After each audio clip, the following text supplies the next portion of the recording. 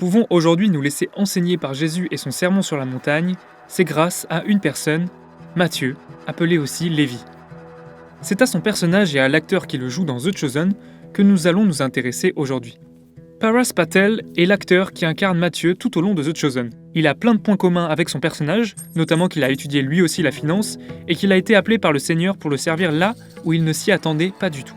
D'origine indienne et ayant grandi aux États-Unis, à la base les parents de Paras ne sont vraiment pas emballés par son projet de devenir acteur. Après une première audition réussie pour jouer dans une pub, il passe par un gros passage à vide pendant plus d'1 an et demi. À 2 doigts de jeter l'éponge et proche du burn-out, il finit par rentrer chez ses parents. C'est alors qu'une amie qui travaille avec Dallas pour le casting lui propose de faire l'audition pour le personnage de Matthieu dans The Chosen. Certes, il a déjà joué des personnes autistes et s'est beaucoup renseigné sur cette pathologie, mais il doit passer l'audition en visio, à distance, et en plus avec une connexion internet défaillante. Malgré ça, il remporte avec succès le rôle, mais une question se pose quand il commence à jouer. Matthieu était-il vraiment autiste ? Pour créer un bon personnage de série, impossible de s'appuyer seulement sur les quelques 10 versets qui décrivent ce que Matthieu a dit ou fait, surtout quand il y a 7 saisons à réaliser.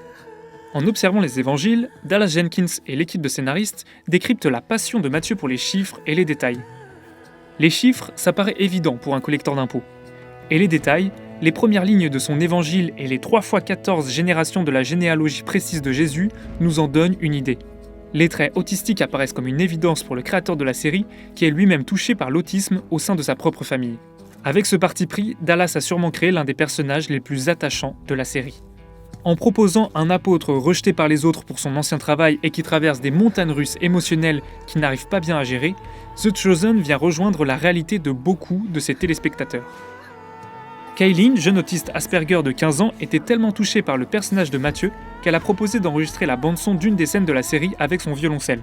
Proposition acceptée illico par la prod.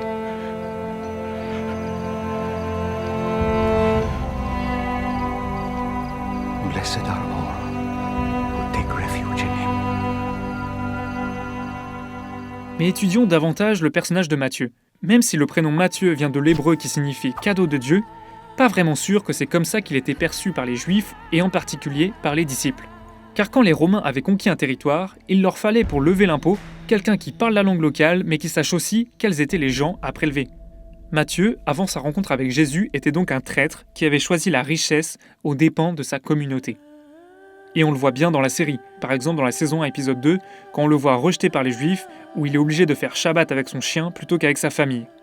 Mais à partir de l'épisode 7 de la saison 1, Matthieu change de visage et de statut. Follow me. Me? Yes, you. Whoa, whoa, whoa, whoa. What are you doing? You want me to join you? Keep moving, street preacher. Do you have any idea what this guy's done? Do you even know him? Yes. Dès lors, Matthieu commence à suivre le Christ et va vivre toute une transformation de l'intérieur. Un des épisodes est particulièrement touchant.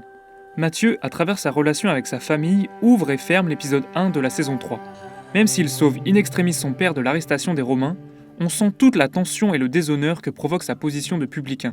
Son père va même déclarer le deuil pour sa famille, considérant son fils comme mort. Au contraire, à la fin, Matthieu retourne voir sa famille, hésitant, mais son père l'accueille en l'appelant fils. Ça nous rappelle l'épisode du fils prodigue dans l'évangile de Luc au chapitre 15. Matthieu était mort, il est revenu à la vie en se mettant à la suite du Christ. Car si Matthieu avait dans un premier temps participé à l'asservissement des Juifs, l'évangile qu'il a écrit leur est destiné en premier lieu. Après la mort de Jésus, pendant que Pierre et Paul étaient à Rome, Matthieu lui rédigeait en hébreu l'évangile que nous connaissons aujourd'hui. C'était les Two Disciples, soyez bénis.